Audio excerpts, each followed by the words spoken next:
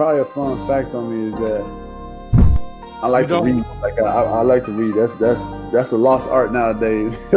Oh, my great uncle is Jesse Owens. Won 4 gold medals in 1936. I always want to leave people with this, man, to all the viewers and everybody out there, man. Make sure you guys finish your story. Make sure you guys finish your journey because somebody's going to need it. Yeah. All you got to do is push the bad button. That's all you got to do. Push the back signal. Try not to think about the future too much so you can maximize the now. Who's your favorite rap artist? Man, to be honest, it's crazy. Tupac always been my number one, right? Like he got me through so much stuff, but Lil Wayne has been in the modern day. I said, what does it really take? What does it really take to be great, Drew?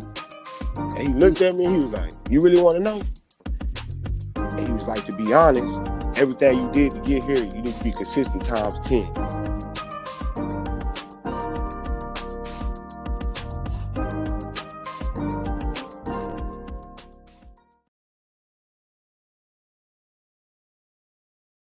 Ladies and gentlemen, this is the main event of the evening. And now, it's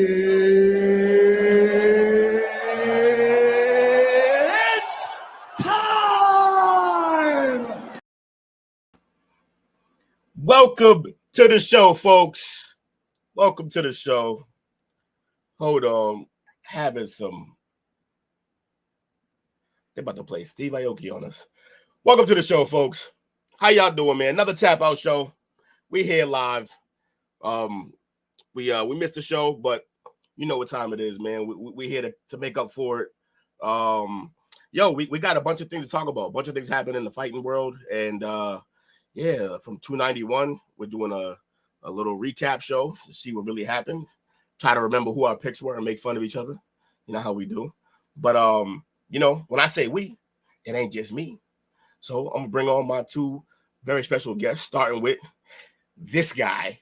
And I want everybody to know that's why I named him that for the show. This guy, because he came in here with my name, thinking he could be me. But nah, my man, Jake from State Farm. Jake. Hey, you know what? You were pointing at Kakashi, so I'll take Kakashi. Exactly, this guy. Nah, man, I wanted to be the all-pro for the day. I wanted to see what it's like to hit the big man shoes. I appreciate that. We're gonna save that one for when I'm not around. You could just then you do it. Just to screw a coach in. But hey, absolutely, we are not a 2-step. No, we are a trifecta. So we need to get the man, the myth, the Wu-Tang trend. I love it. What's up, fellas? I love it. How we doing, man? Doing good. Let's get this show rolling. Absolutely. Y'all having a good week? Yes, sir. Hard training, but it's all good. Well then. All right. Well, let's get it underway. We're gonna get right up into it. 291 happened, and 291 was on the day of an amazing fight night in general. Like the whole UFC card was and it lived up. It's what we thought it was going to be because it lived up. The whole event was great. And while it was happening, man, Errol Spence was getting beat like he stole something. So yeah, it was wild. We were watching that event, and I'm trying to finish up the last 2 fights, and Will's like, "Hey, this shit's about to start. Get ready." I'm like, "Oh, all right, nice." Get to the main event. He's just like, he's getting pieced up. You gotta tune into this. It was almost tough to watch because man, I was rooting for him, and I thought it would be close, and then it wasn't. It was not close even a little bit. So what can you do? It was kind of there's a meme going around, and it was a picture of him walking out with Eminem, and it said that who did he go against again? I forgot his name. Sorry, Crawford. Oh, nah, Crawford came out with Eminem, and Errol Spence is who lost, and it was like this is the moment he lost. Yes, when Crawford was walking out with M, which as a big M fan, I was happy about that. That was fun to see. But yeah, man. So we're gonna dive right into the UFC 291 recap. Let me pull this up for the folks so they can see a beautiful layout, not just looking at our ugly mugs. And I believe this is the one. Yeah, there it is. Bam. So we starting right here. We're not gonna do early prelims. I mean, unless you wanted to. Actually, yeah, it was only two. I mean, if you remember, I remember picking. Who do we pick for these? Because I picked Mr. Burger Man. Yeah, and he got starched. he actually was going pretty good, but then after that first round, he really fell off. Yeah, it got ugly kind of fast for him. But yeah, was it Medici? I think is his name. That's how they say his name. Medici is how I remember hearing it. Yeah, Medici will put a whooping on him. Yeah, he took the early onslaught, and then it was a game from there. Also, I did pick Miranda Maverick to take that match, and if you were watching, the camera had to be very careful about where they placed it because the Brazilian lady happened to almost take off a brawl. Oh, yeah, I do remember that. That was fascinating. And Miranda Maverick was extremely pissed off about it afterwards and had an interview saying, I know I'm going against a dirty fighter, and I really hope no one saw my bits. I didn't want anyone to have to see them. But she took care of business. Was it a submission victory, Will, I believe? It was, sir. It was. I think I called that too, but I didn't say a round, though. I wish I would have.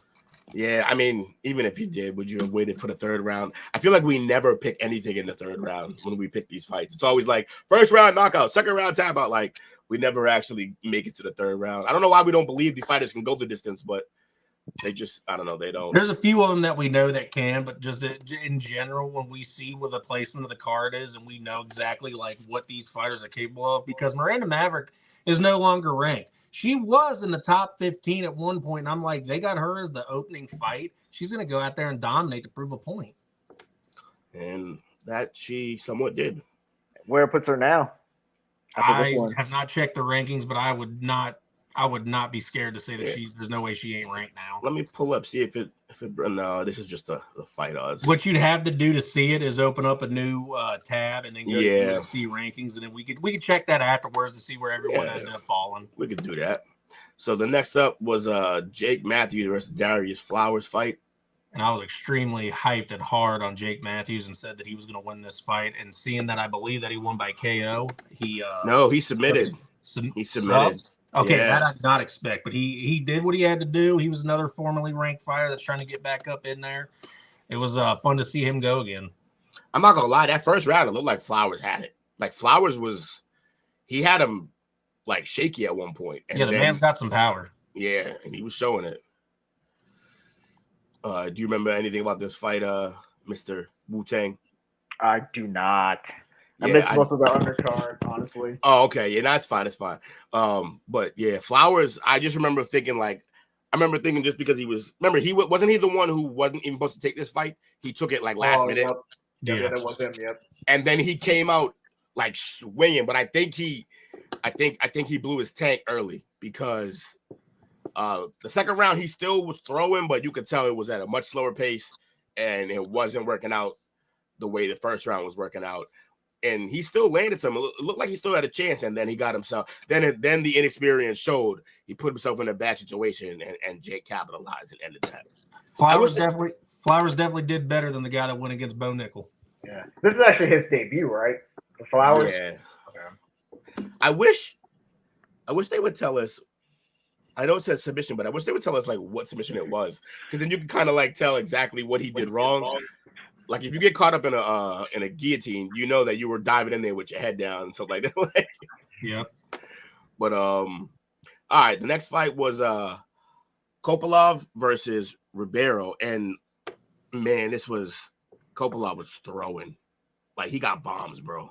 And I think all three of us did take him too. Yeah, I think we all did, and he showed up with the bombs, just like we thought he would. He came out like he was shot out of a cannon. He was not taking the shit. He had a chance to end this in the first round, I believe, if I remember correctly, and it didn't happen, but he definitely ended in that second round.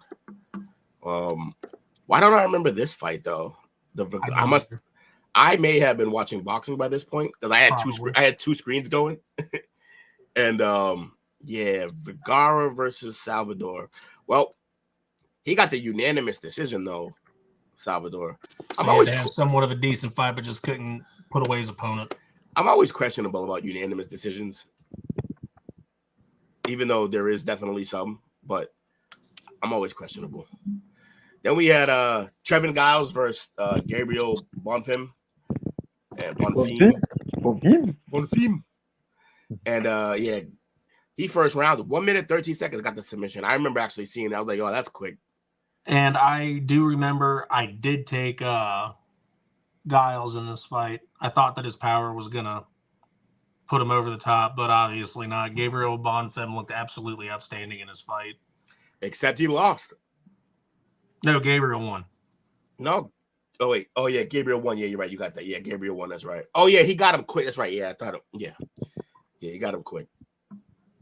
It was a fast match, and that's why I said that I think if the fight went on, Giles would end up having the advantage, but Bonfim just absolutely dominated the entire. He didn't allow. Yeah, I remember that. He didn't allow him to do too much stand up like that. As soon as he got in there, he got himself in a bad position, and then he had control for a little while, and then that was it.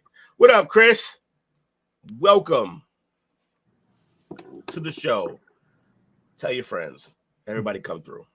All right, moving on. Now we're going into the card, man. And, man, I was waiting for this, and I got exactly what I wanted, except not how I expected to get it. And I did not expect it either. I totally thought it'd be the other way around. I thought that Chiasa was going to be the one to submit Kevin Holland. And Kevin Holland went out like Will, he was coaching me up on this. He said, no, Kevin Holland went out and got him a wrestling coach. Yep. He knows what he's doing on the ground now. I'm like, yeah, but this is so new to him. There's no way. And he goes out and submits a guy. I feel stupid. No. Now I really can't question Kevin Holland. Well, here's the thing about Kevin Holland. The thing about Kevin Holland is that when he is motivated, he can do and beat anyone, in my opinion. But it's like the biggest if ever. If he's motivated, like I never know what does it for the guy. I never know when or what it is that's gonna drive him between fights. And the other thing is he's not scared. He'll fight. Remember, he went on that tear of didn't he have he had 5 fights in 1 year. Yeah, 5 fights in 1 year, and then I think in total in 2 years it ended up being 8 in 2 years. So crazy. So he goes on these tears of fights, and I don't know if I wonder if now that the fights are separated by more time, if that's yes, he's allowed to do more training, but maybe he loses interest quicker. Yeah. But I also feel like Kevin is also steps above Chiesa. Honestly, I truly do believe that. There's levels to the game, and Holland's is definitely a few notches above Chiesa. Because the reason why I say that is because Chiesa, he's journeyman. He's kind of one-dimensional, honestly. He has very rugged wrestling. You know what I mean? It's not MMA wrestling. You know what I'm saying? He's an amateur wrestler. And if you look at his resume, he hasn't beaten anybody impressive, and he lost to very unimpressive people too. Remember, he lost to Kevin Lee, and that's somebody who's been cut and brought back, Yeah, twice. That's not ideal. So it's I feel, and Chiesa is not that active either. So he was dealing with a back injury though, so he had just come back. I get that. But yeah, he has a long way to go if he wants to be in the mix. You know what I mean? Does this do you get Kenny Florian vibes from Chiesa? I do very much so. Yeah, and again, Kevin Holland, all the talent in the world. When he applies himself, he whoops ass. When he doesn't, he loses. I do agree with Mike about the one-dimensional thing. Chiesa's stand-up game really isn't there. He's not, like he said, not an MMA wrestler. He is an amateur wrestler. He has a really good amateur wrestling background. But that doesn't always translate like how a Brock Lesnar does. Brock Lesnar was on purposely huge and also had a ton of power to back him. Chiesa's in the lightweight division, but this was at welterweight. Yeah, I'm pretty much with Mike. I was kind of hyping up Chiesa for coming back off this injury. I think he had a 2-year layoff maybe. And he came back, and I thought he was going to be able to out-wrestle him because I understood Holland got a coach for wrestling, but I didn't think that it was going to go to this extent. He's kind of like a freak athlete. He soaks like a sponge. He is. At the end of the fight, he did say there was someone that he wanted or something that went on at welterweight, and he wanted the fight, and he's like, all right, screw it. I like eating. This person's gone. I'm going back up to middleweight. And I think if he can get the win streak in the ranking correctly, him versus Izzy would be fun. Yeah, the problem is that he is as talented and athletic. I think just talent-wise and athleticism, he can match Izzy. He is nowhere even close to patient enough to even mess with Izzy. Izzy would just pick him apart outside all day, and they. Now, you want to talk about world-class lead up to a fight, though? That's two heavyweight shit talkers. They would that would be amazing. Now hold on a minute. Kevin Holland, world-class shit talker. Izzy Adesanya. Now Izzy's to be. No, Izzy's weird, but he still gets it done. Yeah. Just because you don't like it, I don't like how he sounds when he does it, but he still talks enough shit to get cards riled up. Bro, he mentioned Elsa and it was over. Yeah. Well, you still on that? Yeah. Hey, you can't win them all. But that was a great opening fight, and then we went on to this fight. Yes, we did. Tony Ferguson and Mean Bobby Green. And another surprise at how a fight ended. I thought they would throw hands. And am I reading that right? In the third round? Yeah, like, it was basically at a buzzer beating. It was a buzzer beater. That's crazy. And it was an arm triangle, right? Yeah, yes. I believe so. Yeah. Oh, man. Tony was losing either way because he absolutely got dominated that whole fight. But if he would have lasted, I believe it was like 4 more seconds. No, 7. 4 or 7 seconds. He would have went to decision and still got the loss. But he tapped out. Bobby Green dominated this fight. It's the Bobby Green of old that you loved. And he's older. He's not going to make any waves with this. He's kind of like this type of fight. Getting, just big names against each other. He has no chance at a run at anything. But for what it was, exciting. Tony Ferguson needs to retire. You saw this? It's hilarious. Chris, you're a menace. You're an absolute menace. Main event fight is me versus Jake. Why you keep jerking him, Jake? You know that's a real money fight. I gotta go find my leotard. Yeah. Hey, that man's been in more rings than you have. He just wasn't fighting. All right, Jake. Hey, it's a world-class referee. He's in the Hall of Fame. Absolutely. All right. This was my best. This was so much fun to watch, especially when he came out and proved it. He came out 6-pack up. He still I thought maybe he would show that, and then on fight day, like, I don't know where I thought it was all going to go, but I thought maybe maybe he just slimmed down but nah, man, he really did the work. He came in, and there's more to come on Derek Lewis later on in the show, but this fight, I was hyped. And you so happy two clowned for that too. We all picked him. We picked him. We just didn't believe that. We didn't believe that he really cut down the way he said he was gonna. And then he showed up chiseled, and we were like, "What?" Yeah, no, I told you to. I was like, Derek Lewis says he's coming in a 6-pack, and I believe you're like a 6-pack of beer. He ain't coming in. Yeah, that's what it's. No fucking way. That's what exactly. And I stand on that. Before I saw it, I stand on it. But when I saw it, I'm like, when I saw it and then I saw how this fight went, I'm like, if he had just did this before the age of 38 now, I think he is. If he had just did this sooner, he could have been one of the greatest. Like, he might have beat Daniel Cormier.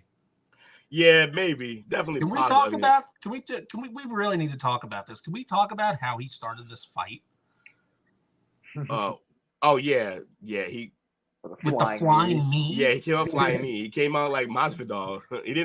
He landed it, but it wasn't as clean, obviously. It wasn't clean, but it got him right in the nose. It shocked him. Exactly. It went right in the nose, right in the bridge of the nose, knocked him back, and then Derek Lewis he went and Derek Lewis, boom, boom, boom, boom, lunch boxes to the face. And then it went to elbows and it was over. How long was this fight, does it say?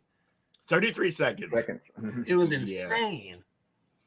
Yeah, he smoked this dude. That was crazy. That was fun to watch. And then he went on ahead. He did the classic, the chest pound, the jump. Yep, then he did some suckets with the freaking DX symbol, took off the pants, waved them in the air. He did all of his things instead of one of them. He did them all. He took the pants off. He did the dance.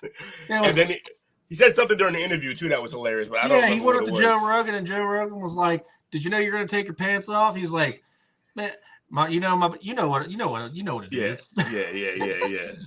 I love Derek Lewis, man. Even though he's lost a bunch and lost all his biggest fights, for me, he's still box office. Like, when he's suiting up, I gotta watch it. Like I said, make that fight, him and Jones. I don't care. I don't care if everybody makes fun of me because no fight makes sense at the heavyweight division right now. So who cares? Make it happen. Yeah, you're right. And even Derek Lewis said this. He said this on record too. He said anybody who loses to me should just quit the sport because I suck. That's what he said. And Lewis said that? Lewis said that. Yeah, he's funny for that. He's funny. So imagine him knocking out Jones, taking that belt, and put the whole division to shame. And That'd be so funny. He just goes to eat Popeyes right afterwards. Like that's who y'all lost to. The belt would be on the belt. The plate of food would be on the belt too. Oh yeah, if he ate off the belt, he'd be my fucking hero. I promise. Everyone would clown him and say, "Bro, that ain't the Stanley Cup." I don't care. Yeah, why would he care? It's fried chicken. Let's go. All right, so yeah, that was a great fight. It was quick, but it was great to watch. It was great to just see that transformation on a body level, we saw two guys who said they did a thing and then came out and showed it. We saw Derek Lewis, who said he had a six-pack and he came out throwing flying knees, got a quick knockout. We saw Kevin Holland say he got a wrestling coach, came out and tapped somebody out in the first round. So I like watching improvement, especially when a guy says he's going to do it. So that is impressive by both of those fighters. They're also two fighters that I love watching. I hope these two are on the same card all the time. They're two of my favorite fighters. And also, just so everyone knows, because I did not know this until fight night, Marcus Rogerio de Lima, that was his heavyweight debut. He was in light heavyweight. Oh, yeah. Well, he may want to go back after fighting the Black Beast. The African-American beast. Don't be racist. Come on, man. 2023. All right. Yeah, I know, right? Here we go. All right. Jan Blachowicz versus Alex Pereira. This was a fight. Yeah, some controversy, but it was predictable. I fully believed, in my opinion, that Jan Blachowicz did enough to win that fight. Here's where I'll say, I'm not going to say you're wrong, but I'm going to say you're wrong. The reason why I say this is because you're wrong, but I'm wrong. Right. So you're a real statement. I know. You're right in the sense of just outright one-on-one, like by the points, who probably won this fight was Jan. But here's why I say you're wrong.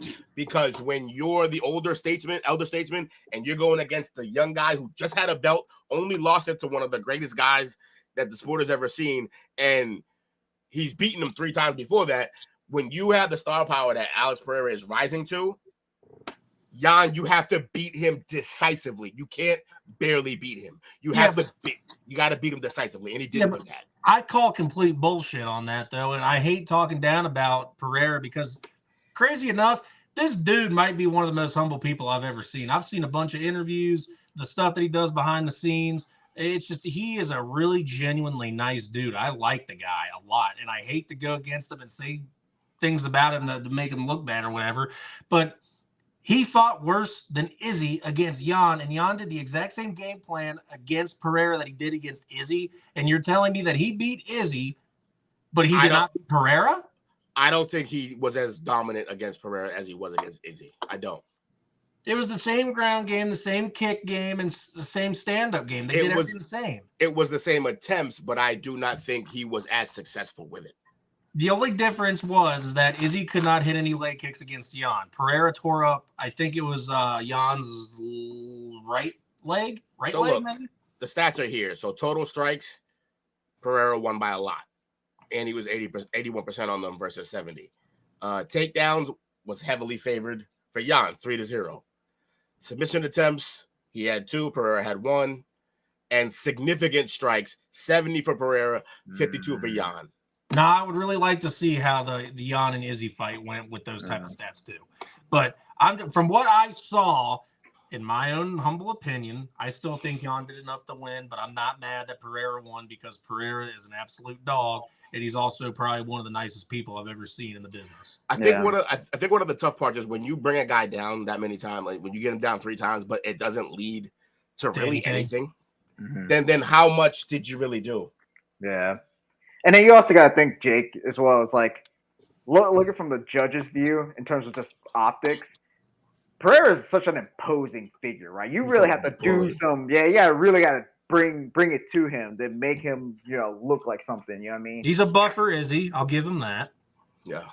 And the thing is, too, I think I'm happy that the game has finally changed because there was that little void area of like the MMA sport within the last 5 years, to where the last 4 years, if you just took down an opponent, a takedown was worth so much more on the judges' scorecard, to where if you had takedowns, that's literally all you needed to do to win a fight. If you were losing a round and at the end of the round you got a takedown, you evened out the card. So that's why all the wrestlers were wrestling a lot and getting more wins. I think the judges have changed the scoring and the scorecard to where, even though what Jan was doing with 2 years ago win him a fight, that doing it now, you have to do something along with the takedown in order to get scored. Yeah. So maybe I'm still stuck in the past a little bit with how the judges' scorecards is, and they fixed it. I'm cool with it. Like I said, I'm with Will, because like really a takedown without any like transitions, it's really nothing to me. All you did was just nullify the situation. So unless you like sub or just go ground and pound, all you did was just took a guy down. You know what I mean? I kind of look at like in terms of MMA, right? I look at a takedown the same way I look at like the boxing clinch. You just need a quick breather and diffuse the situation, a potentially bad situation. You know what I mean? Not to talk down the takedown or anything. No. You know what I mean? I would agree with the clinch analogy, except I would add one thing to it. Just a takedown, you get a slight point for that. I like maybe a half a point. But if you then control and advance, like if you advance your position, right, that's a little something too. Yeah. Even if you're not like getting a bunch of heavy hits in, but if you're advancing position, attempting submissions, and like that. But like if you just get like if you take a guy down and then you don't advance and you either immediately get reversed or stand up soon, you didn't really do anything. Yeah, see, that's why I mentioned the transition earlier. Right. Yeah. Exactly. But if you're talking about that, and he took him down 3 times, he had 3 submission attempts. So how is he not trying on the ground? Yeah, it's just that it's weird. They didn't lead to like he didn't do a lot of damage. They didn't lead. Like I said, my number one stance for how this turned out is I do think points wise, there's a realm where you could give it to Jan. However, like I said, because of the rising star that Pereira is, you have to dominate this fight to win it. You can't have it. If you leave it up to the refs with these two exact fighters, they're going to give it to Pereira. He's the young up and coming guy. That's annoying, but that's kind of how the sport and how a lot of combat sports work. Like the more marketable up and coming guy, they're going to give it to like Jan's day. I'm not saying his best days are behind him, but like his prime, his absolute prime kind of is. Yeah. So, I mean, yeah, I wouldn't. I understand it's on person value here. Yeah. Teixeira won it late, and so did Stipe. Stipe's still technically in his prime as well, but Jan is a completely different fighter. Yeah. Here's the thing too, Jake. Like, I think you're putting way too much emphasis on the attempt. Like, it is what it is. It's all it is, just a submission attempt. It's like me throwing a punch. It's like an attempted knockout. We don't score that. You know what I mean? But the only reason I said that, it was going off of pretty much what you said, what I said, right? is by transitioning and moving around. Yeah. So you are trying to still do something, and you are active on the floor. But like Will said as well, this could have went either way. I don't really like how one of the judges scored. There was one outrageous number, I believe, on this card. I mean, I don't know if it was this fight, but it might have been. There was one outrageous number. I think the one judge gave it like a 30-27, and I'm like, there's no fucking way. Yeah, it was bad. Hey, Will, do you know who Facebook user is by chance? I do not. Well, whoever you are, welcome to the show. Thanks for putting your opinions up in here. Yeah, normally we have Coach to tell us who the hell this is. I can't see right now because I'm running stuff. I'm not as good as Coach. So if you could just state Facebook user who you are. I feel like this has to be Kawan. I feel like he gave a sound opinion here, and yeah, like Will said, just go ahead, state your name, who you are, birth date, social security number. We'll move from there. And moving on to the last fight, the fight of the night. Shocking. For you, maybe. For you, maybe. Not for us. Shocking by who won, shocking by how it happened. That was insane. I'm not shocked. He's a kicker. Yeah. The times, I think there's only been like 7 head kick knockouts in the UFC from what they were saying stat-wise. Did not see it coming. It was awesome, though. But remember his name. He's the highlight, bro. Yeah. No, he's always been a heavy hitter, man. He's always been a heavy hitter. Dude needs to just tell Conor to go fuck himself and wait for a title fight. Dude, like I said, like every single one of those matchups at lightweight are just terrible matchups for Conor. So yeah, it's all bad. It's all bad for him. It's all bad. Wrestlers with heavy hands, Not ideal. It's not ideal. Yeah. But since this is the main event and we are allowed to go off on a couple tangents here, I will say this. Conor McGregor got instantly on Twitter and said, I'm the best motherfucker ever. Hey, Justin Gaethje, let's go at it. Justin Gaethje goes on and says, you never wanted me before, so sign the papers, I guess. But no, don't. Wait for it. Dustin Poirier also said that he's moving up a weight class. Yeah. But like I said, here's the thing. Of course, like, Conor wants to be in the action because there's one thing he can never buy is a championship title, you know? Yeah, it's rough for Conor. I mean, RDA came out and said that he doesn't think he fits the qualifications for that title because that belt is specifically made for the people that have never won a title. And he's won some. Hey, they both got interims. They count. Allegedly. They count, you know what I mean? You know? They keep the division going, you know? I will say I understand it's his trademark, but Dustin Poirier needs to worry about the hair needs to stop worrying about the hair that's not falling in his face and get more on the fight. Because all he was doing the entire fight was pulling up his pants and swaying his hair to the side.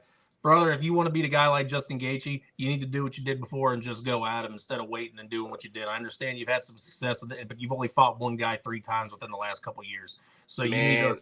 I'm telling you, my man is a little too busy selling hot sauce these days. Mm-hmm. He's still one of the biggest dogs in the division, even though he's moving up. He's still one of my favorite fighters. Hot sauce is bomb. That might be the case, but what was if you remember, what was the number one thing we talked about with this fight with Poirier? You were sure, and I'm not saying you're wrong, but I'm saying you were sure that he was just as hungry. I did not see it in this fight. I did not see any of that hunger that you spoke of in this fight. He could still go, obviously. He's still one of the prime fighters in this division in the UFC, but he did not, like, the way he even fought the fight, he just did not seem like he had that hunger anymore. And it's to be expected when you get to that top, you have some of those big money fights, and now you got businesses. This is what happened to Conor as well. Conor also started getting outclassed, but aside from that, like, Conor got too big for himself, and he reached the pinnacle, and he lost the hunger that got him there. It's a very common thing, and I feel like Poirier, sometimes you can get it back, but I don't know. And sometimes, like you said, some fighters just need that little leveling moment. He's moving up to the welterweight division. He hasn't hit that threshold of he's got to worry about age. I believe he's like 34, 35. He's still technically right at the – he's not at the tail end, but he's getting close to the tail end of his prime. He can go make some noise in that welterweight division. I'm looking for something right quick that was hilarious. Better not be a picture of me. But yeah, like we were saying the last time, yeah, Gaethje's still hungry. You see it, man. And he's gotten like so much better, man.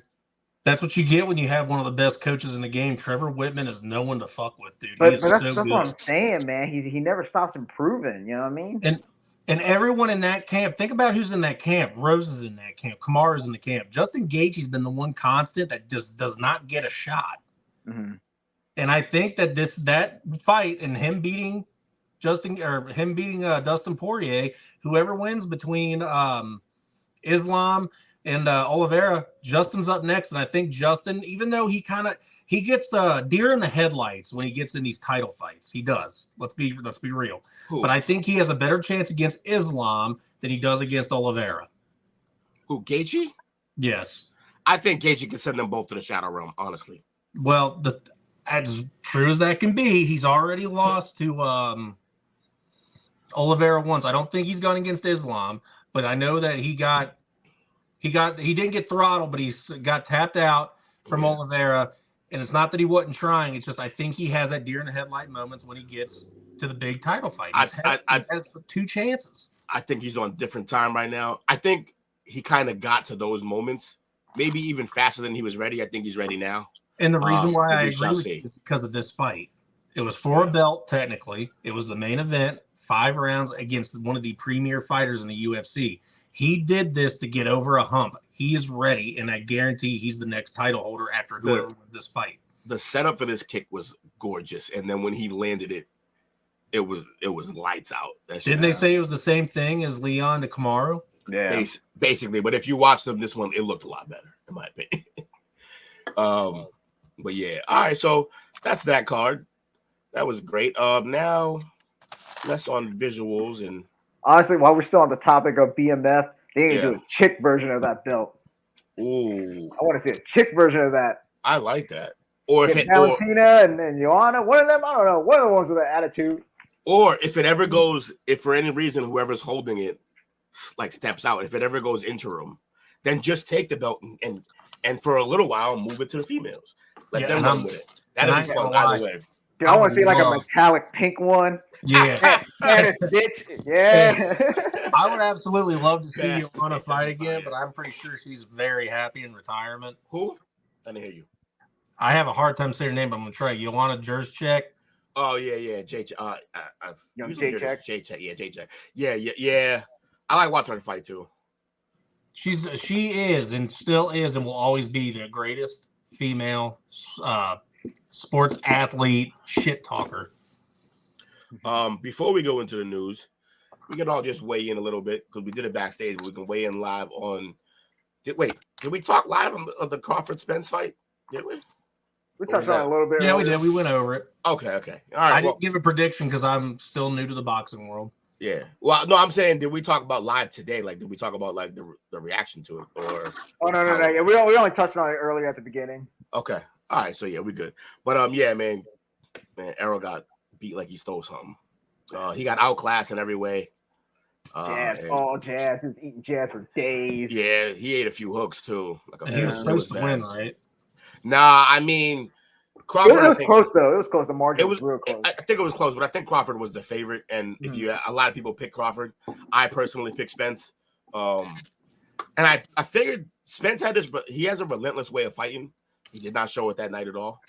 He also should have more power, and he did not show that at all. So he just couldn't do anything. Everything that he threw was countered with something harder.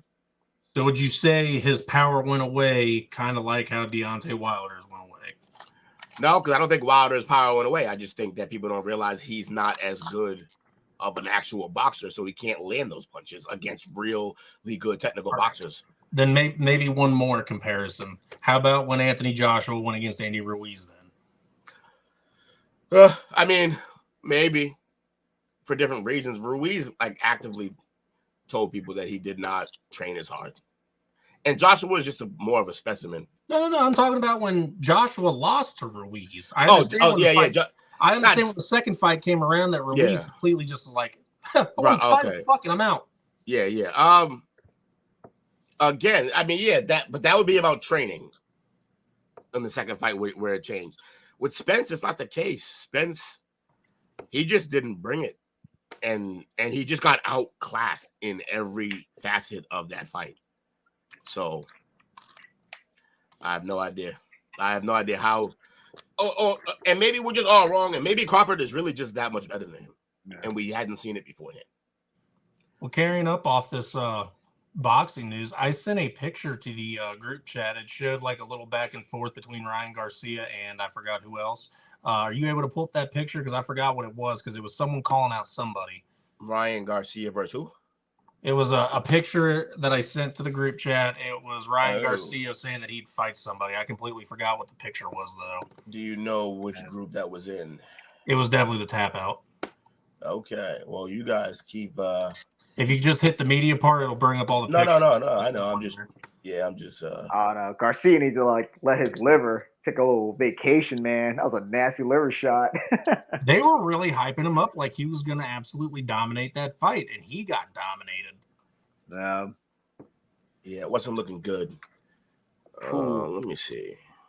A lot of people question the delayed reaction, but it's like, have you ever been hit in the liver? That's there's nothing protecting that area of the body. That's a nasty shot. That's somewhere you don't want to get hit. Yeah, it's always like you can get hit somewhere too, and then that effect doesn't really resonate all the way through the body because it was so quick. So he got hit. It was and then it's shit, and then you crumble. It's kind of like when Brock got kicked when his diverticulitis flared up. He got kicked on the stomach, and then he fell backwards. Well, every guy should understand what happened. If you've been kicked in the nuts, you know exactly about the delay. Mm-hmm. And the carryover for 20 minutes. Yeah, when you're in a coma for the rest of it. And then you start throwing up out of nowhere. Yeah. Let me see. Get kicked in the balls and develop flu-like symptoms. That's exactly how it is. Boss, I'm gonna be out for a week. I am sick. I got kicked in the nuts. I'm just resending this so I can see it again. All right. You found it? Yeah, I think. I don't know if this was the one with Haney and Yes. That was it. Okay. Just making sure. Sometimes we're super ready. Sometimes we fly by the seat of our pants. See, because I didn't know anything about this. I just remembered seeing Ryan Garcia, and I wanted to get your two's opinion on the picture because I don't know anything about what's going on here. Looking us up. Hey, where is it though? I pulled it up. Oh, I see this. Cruz's ass. Please bring on Cruz. This, yeah. Yeah, that's exactly it. Yep, there we go. But yeah, so Haney wants Cruz, huh? That'll be fun. I'd love to see it. I know who Ryan Garcia is. Is Cruz one of the two dudes in the middle of the left? Haney's on the left. I'm guessing Cruz is in the middle. I don't remember who Cruz, but he has to be him. So Cruz's ass, please bring on Cruz. That's funny. So do both of these guys want it, or is Ryan Garcia saying give Devin Haney Cruz? I think they both want to fight Cruz, and I think they're avoiding each other. They need to fight each other at some point too. Gosh. Wait, no, they did. Who's the one who knocked out? Who gave him the body shot? Oh, it was Tank. Javante Tank. Okay, that's what I thought. Yeah, Tank. Oof, that punch was like watching it in slow mo, just seeing everything ripple. Yeah. I'm like, yo, that shit would have put me in a coma. I became a Tank fan that night too. I thought Tank's another one of those guys that I actually think is surprisingly humble. Yeah, I mean, for like what he's done, he's pretty humble. Humble in boxing is almost a bad word. Like, there's so few actual humble boxers. A lot of them are, because that's the only way with all the individual promoters, you can't stay humble and promote well. Yeah, like the dude from Cincinnati, I can't stand the guy. He had ties with Floyd. I forgot his name now. Oh, Adrian Broner. Yeah, I can't stand him. Oh my God, he's such a douche. I grew up on the same side of town as him. Yeah, Broner's the worst, honestly. He's so bad.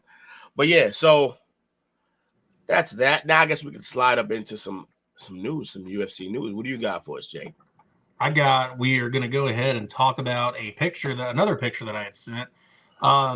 Dana White has reached out about Elon Musk and Zuckerberg fighting in the Coliseum. I love this idea so much. Bring back I like what Mike said too. Is this place up to code to hold the event? Actually, that was me actually, but yeah, it was. I thought it was Mike. Yeah. It was Will. Well, like he brought up the point. The exact way it went was Mike was like, I don't know if they're gonna bring people into that building. I'm like, why? Is it not up to code? They should probably treat it like the Apex Center, like, you know, just to use it as like an aesthetic background, but like don't bring a crowd in. Yeah. I mean, it's wild. I mean, it's a really neat idea. And someone said, there's another side fight saying that it would be a good idea to put that as the co-main if they are going to be the main. Mm-hmm. And I think it might have been Logan Paul. Oh, I remember Logan Paul and Nick Diaz in the co-main event in the UFC. That'd be fun. Because might as well, yeah. Jake won't do it because Jake is against the UFC and everything that they've done. Logan Paul is partnered with the UFC because of Prime. Yeah. So Dana White would work with Logan before Jake. Well, remember Jake is signed with PFL too, so yeah. So there's a rival company thing going on there. Yeah. That's why be a conflict. Yeah.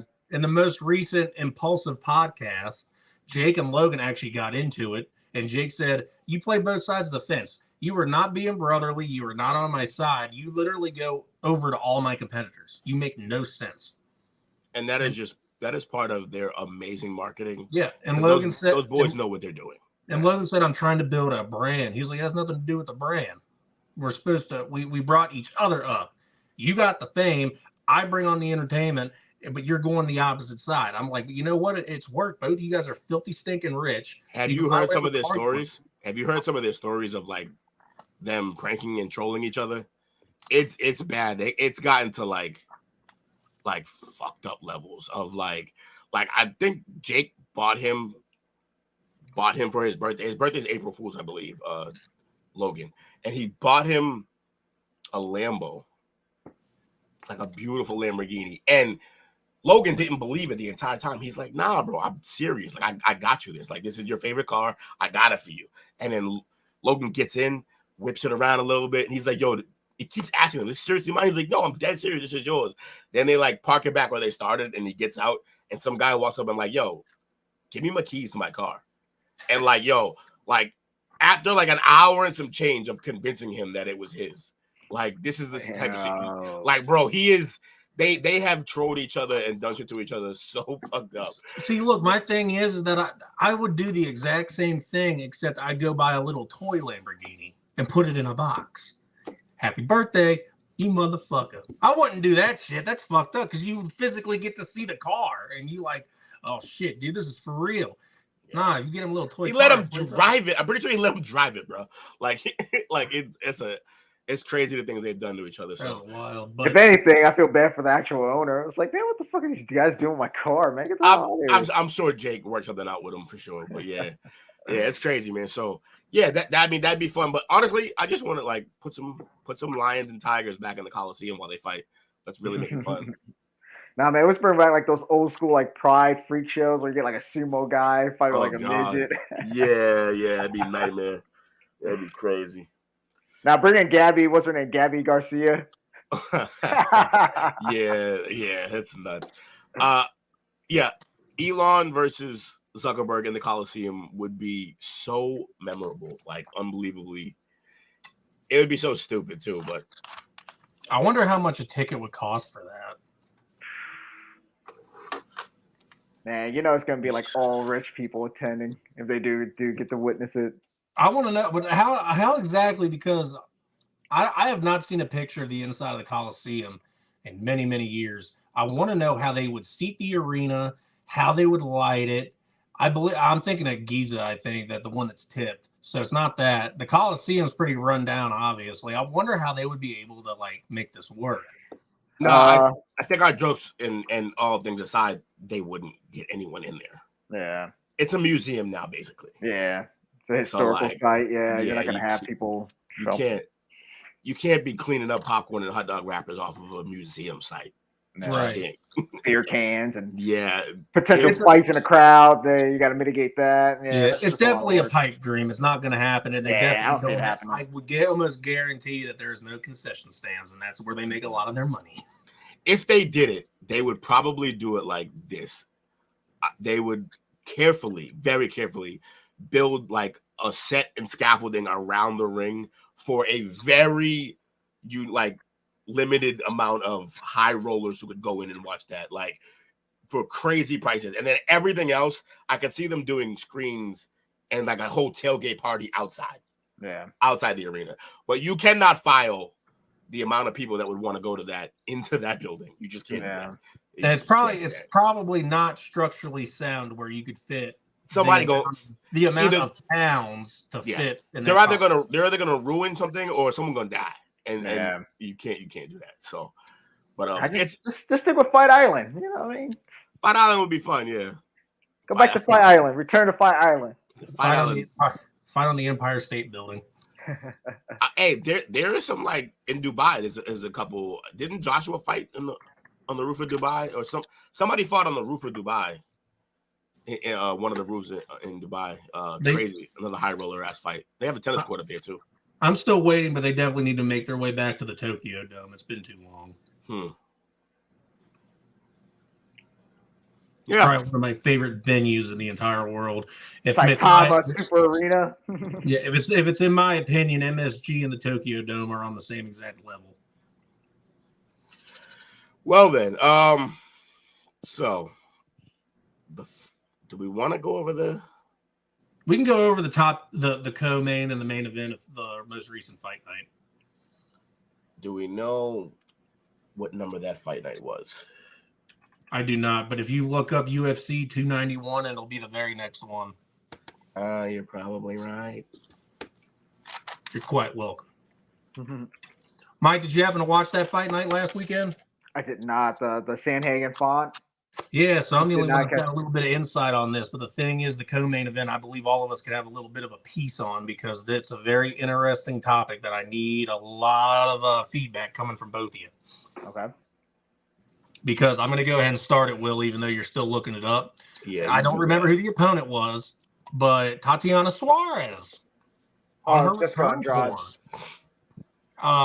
If you remember, Mike, our ex-lead at DHL was a huge Tatiana Suarez fan, Jay. Suarez has not fought since 2018. She came back for her first fight in February. She had a 5-year layoff. Injuries. She might have had a kid. I don't remember, but she was out for 5 years and came back, dominated her first fight, and this fight she absolutely dominated yet again. Now, give me an opinion, guys. A lot of people are calling for her to go ahead and get a title shot. How do you feel about that? Honestly, what's real? It's like it's not like there's a lot of people lining up. So I mean, at this point, when it comes, especially in the women's division, it really comes down to performance. That's what sells like the next fight. So I'm not against it, honestly. Was it Sandhagen versus Vera? Sandhagen versus Font. Font. Oh, Font. Okay.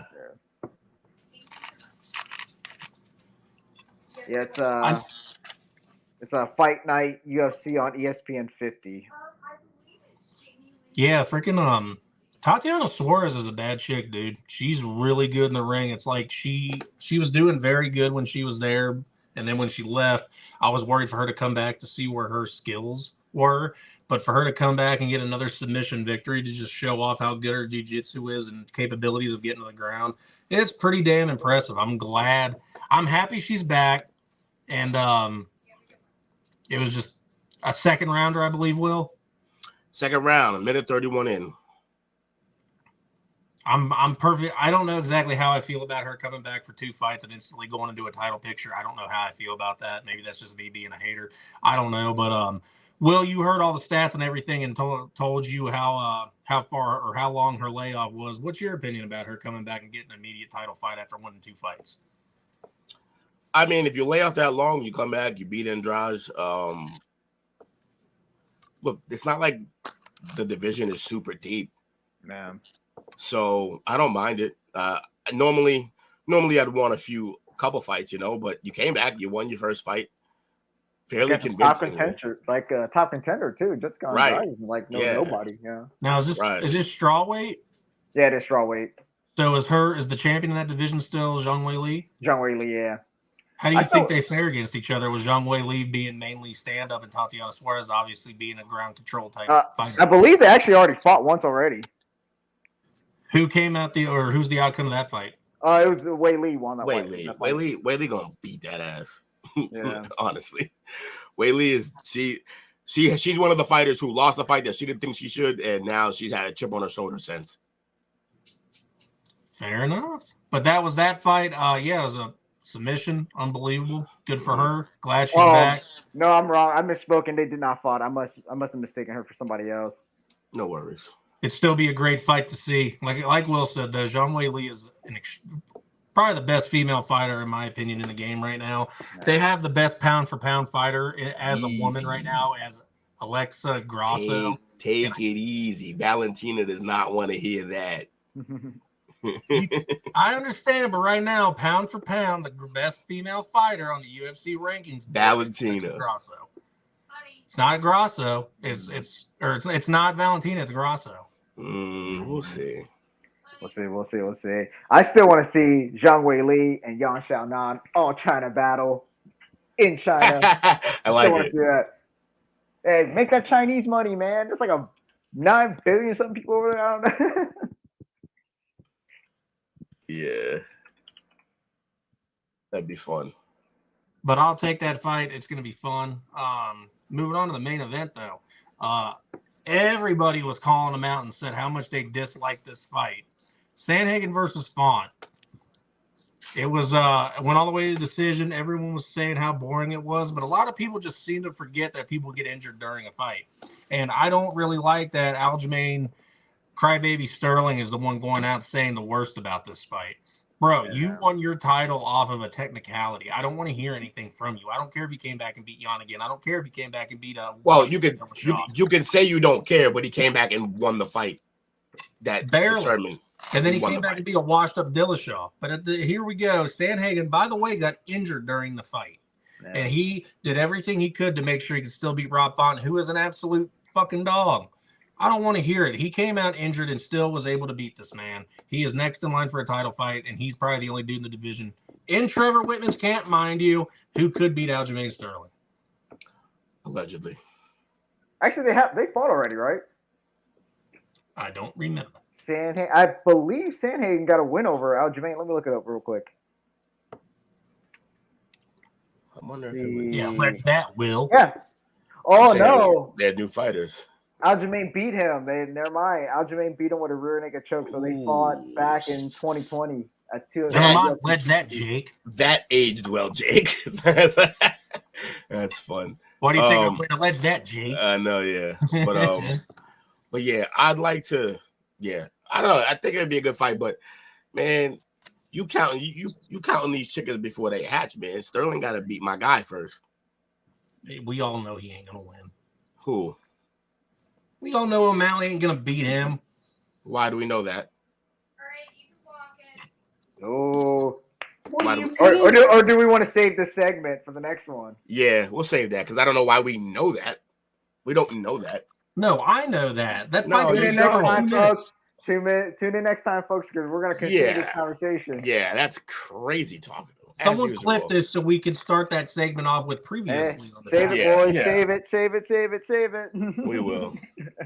I know you're itching, Will. I know you're itching, but we're saving for the next one. That's a good. But we wanted to go over the top two fights of this card. I don't think there was anything else really on this card worth of talking about.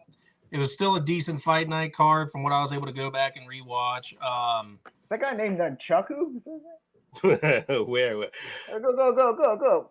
So two up. Kenny. Okay. Oh, Chukwu. I'm pretty sure you do not pronounce that N. Chukwu, yeah.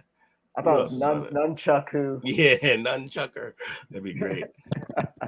But yeah, that concludes our reviews of the boxing match, the UFC Fight Night, and UFC 291. We got a last little bit of news before we sign off with you. A 38-year-old Derek Lewis signs a 8-fight contract. Who here believes that he will actually fight all 8 fights? Because I don't. I do, just because he's a weird guy like that. I don't think now look, the only way I think he doesn't do it is if somebody knocks him clear out, like real bad, then maybe. But why wouldn't he? He's gonna. I mean, he's old, but I think he's gonna. I mean, it's gonna take a while to do that. He'll have to fight till he's 41, 42 to probably do it. If he does, he would still have 3 years worth of fighting. He'd be fighting till he was 41. Because if you do 3 fights a year, and then that last year would be a 2-fight deal, I don't know. I don't think he finishes it. I think he retires at 40. Depends on how much he's making, what he's doing. Look, I would have said he was going to retire in his next 2 fights before he came in with a 6-pack. So I'm not going to doubt this man anymore. All right, bro? This guy. Are you saying this man's just entering his prime? No, I'm saying he's out of his mind. But he can still bring it, though. He's still dangerous, man. I don't pretend. He's like The Rock. He could be a potential division blocker. Kind of like the way Max Holloway call is. This man a gatekeeper. A gatekeeper. No, I'm not saying a gate. No, but a division blocker. Meaning Max Holloway at 45, right? He may not touch gold again, but he can starch up and comers. The people they put hype behind. Same thing up before the Duplessis fight. I said the same thing about Whitaker. He was stopping all the middleweight up and comers. Yep. You know what I mean? And you can say the same thing about Nate. You're taking a risk with Nate. He may not touch gold. But he can derail somebody's hype train, you know? Yeah, he could one-tap you or he could lock you up, something ugly. Yeah, he could beat you. Yeah. Yeah. So I think, and here's the other thing. If I'm Lewis, and I've already publicly stated I don't even care about the title. I just want to make money.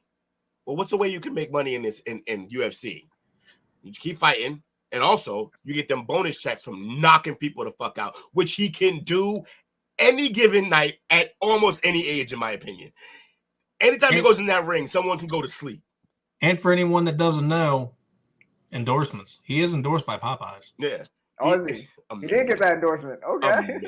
Amazing. I love it. He also Daniel Cormier was pissed because Daniel Cormier is from Louisiana, and he's like, "What the frick is this?" He's also tied or has the most knockouts in UFC history. He has the most. Right. That one broke it. Right. So why would you stop if you were him and you can keep cashing checks? You got the record. Goodbye. Quality of life, bro. He has the record by 1. You want to run away and hide with that. You want to run away and hide with that record so no one can catch it. All it takes is just one more to break it, bro. Yeah. Plus, I rocking the shirt and the hat. You're gonna stand there and ask me why do you keep going? Being a Tom Brady fan, that's why. Because you could just keep making it further and further. Exactly. How dare you? But yeah, man, I think if I'm gonna stop joking and be 100% honest, I could see him doing at least 6 of those. And then if you get to 6 of them, then why not just do the last 2 and make all the money? Yeah, fair enough, I guess. But I don't know. I think it's a quality of life thing. I don't know. But then again, like you said, Mr. Brady went till he was 45. So, and also at 38 showed up with a 6-pack. So he obviously his quality of life is getting better while being in. He's trying harder. But also, as you're older, it gets harder to trust me. I'm feeling it now. It gets harder to maintain that kind of body. My guy says, "Trust me," the youngest one on the panel. Trust me. But hey, really quick.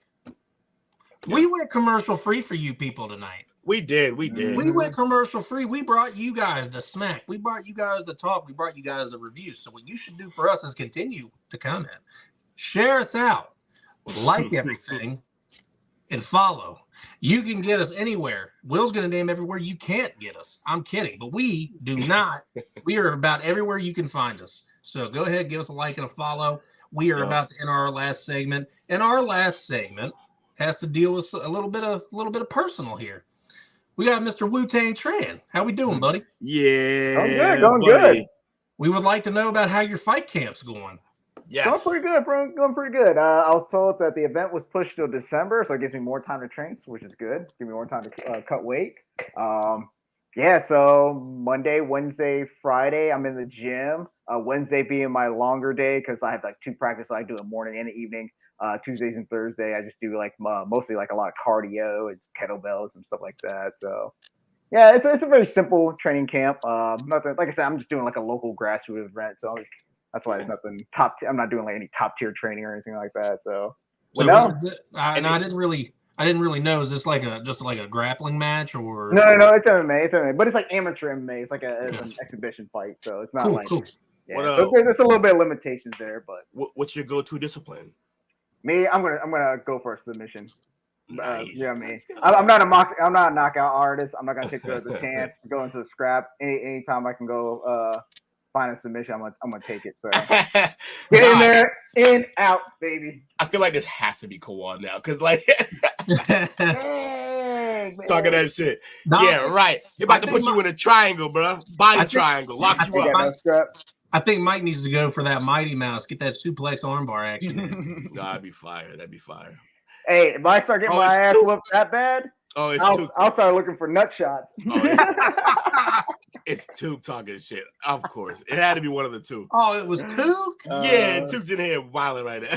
Took, why are you a Facebook user, bro? What's going on? He's using he's just on the Facebook, right? Hey, look, we'll take any support we can get, man. We appreciate y'all. But we will I will find a way to stream this. I'm going to that event no matter what. I don't care where it's at. I don't care if it's outside in the snow.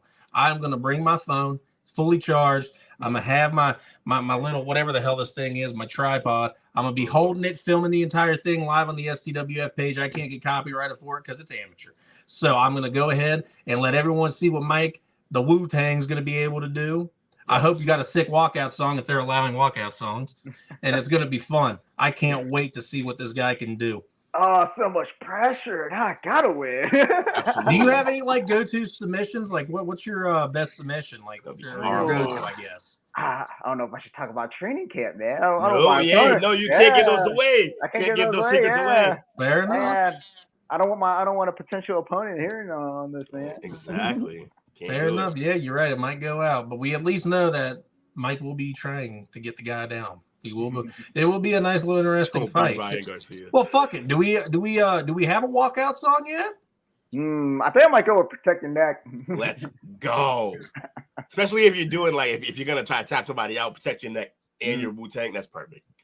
We already talked about that. Yeah, we already talked about that. That's a perfect. You gonna come out with the headband too? Oh, if you want me to, I can rock the whole thing, baby. You gotta come out, Naruto. You gotta come out in the headband. Leaf Village for sure. Yeah, man. I'm a type G fighter. Let's go. Hey, since this is this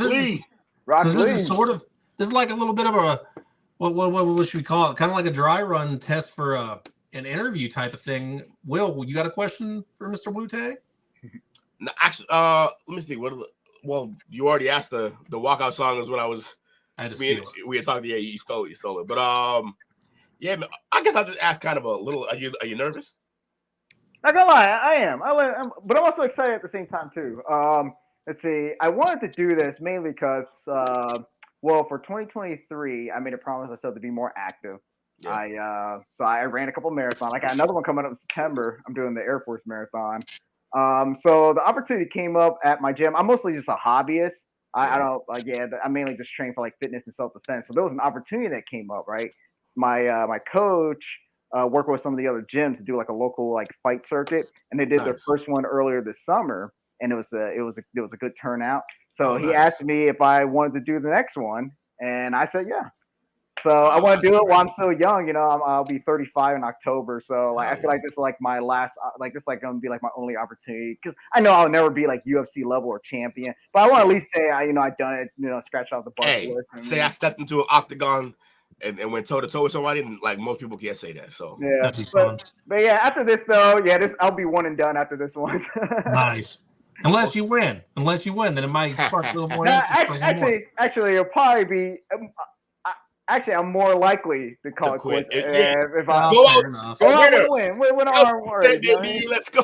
So, what weight classes is that, and what are you sitting at right now? So I weighed myself this morning. I'm 140. So the goal is 125 because I'm 5'4". So I need to get. What's that? It's gonna be technically UFC flyweight. Yeah.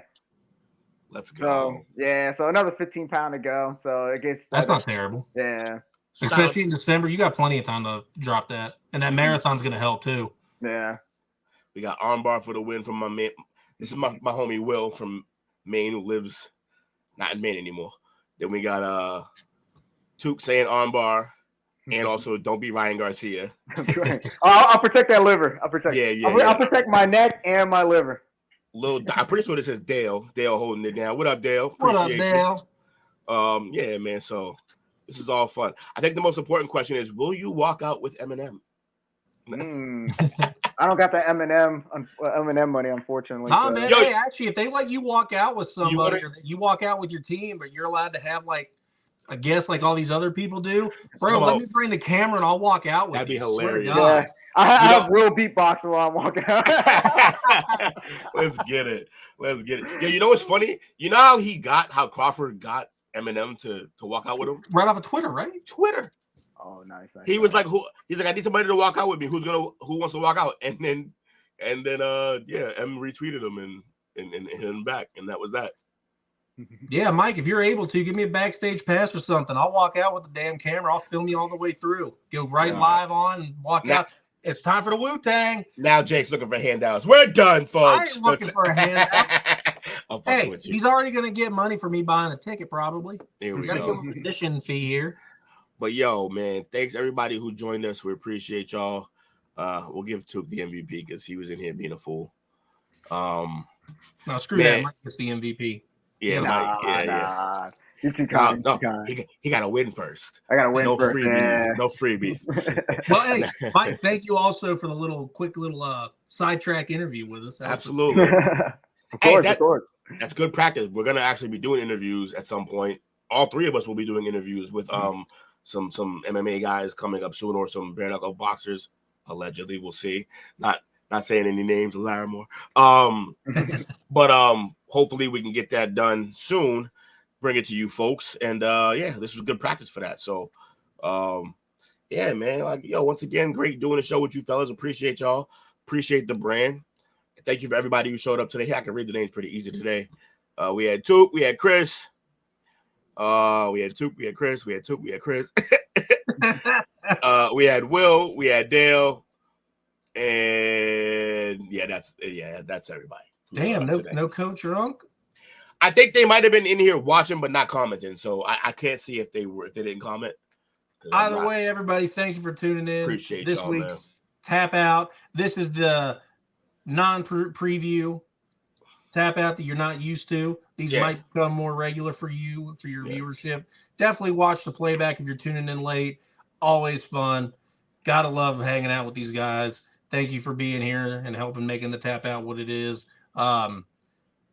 Also, I'm gonna do one last thing before we go, just to show people a nice little teaser. We talked about this, and this is the next time you see us.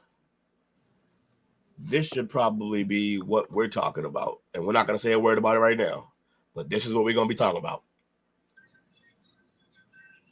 It's gonna be fun, and there is a little bit of news going into that too. I will post it to the group later. We did have a sudden change in the card. All right, well, we shall see. But that's what we're gonna be doing. That's a little preview, little cliffhanger, and we'll talk about it when that show comes up. Until then, we appreciate y'all, man. We will see y'all then. We need a back out song, but real quick, because I know he shouted me out last night. Tune into Tube's I forgot what the show's called, Will. Damn it. The Top Turnbuckle Wrestling Podcast coming tomorrow morning. Be ready for it. Tube's got some good Top Turnbuckle. Go watch that. That's going to be fire, man. For all my wrestling fans, or all the wrestling fans out here who've been waiting for a show, Chris, I'm talking to you.